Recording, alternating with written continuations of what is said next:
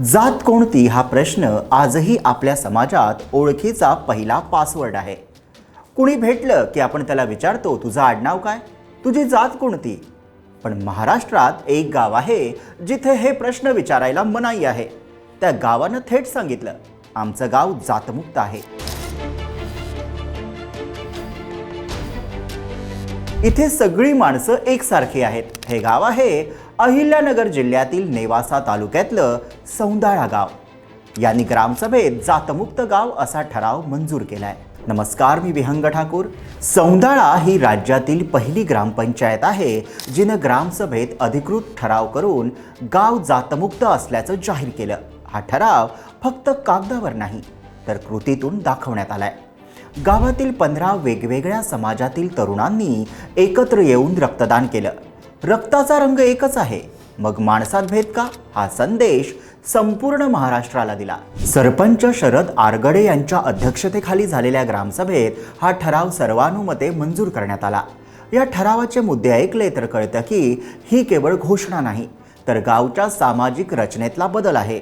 यातील मुख्य मुद्दे काय आहेत? जात धर्म पंथावर भेदभाव करणार नाहीत. माझी जात मानव हीच भावना ठेवणार. आंतरजातीय विवाहाला पाठिंबा. सण समारंभ योजना सेवा सर्वांसाठी समान. अस्पृश्यता बहिष्कार आढळल्यास तत्काळ कारवाई. गावात जातमुक्त गाव असे फलक लावणार. सोशल मीडियावर जातीय द्वेषाला बंदी घालणार.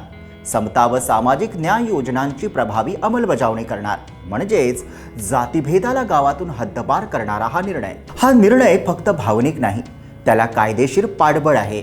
महाराष्ट्र ग्रामपंचायत अधिनियम 1958 या कायद्यानुसार ग्रामसभेला अधिकार आहेत की सामाजिक, शैक्षणिक, नैतिक विकासासाठी ठराव घेण्याचा. म्हणजेच सौंदाळा ग्रामसभेचा हा ठराव कायदेशीरदृष्ट्या वैध आहे. सौंदाळा गाव आधीपासूनच प्रगतिशील आणि शिस्तप्रिय निर्णयांसाठी ओळखलं जातं.